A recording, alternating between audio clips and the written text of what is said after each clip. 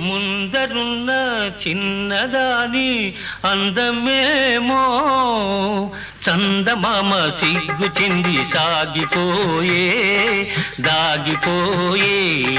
ముందరున్న చిన్నదాని అందమేమో చందమామ సిగ్గు చెంది సాగిపోయే దాగిపోయే.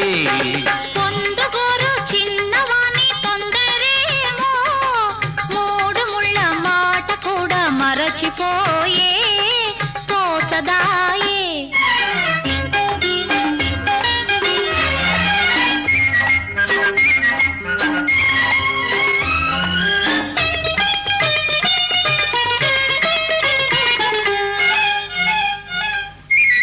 పాల బుగ్గ పిలిచింది ఎందుకోసమో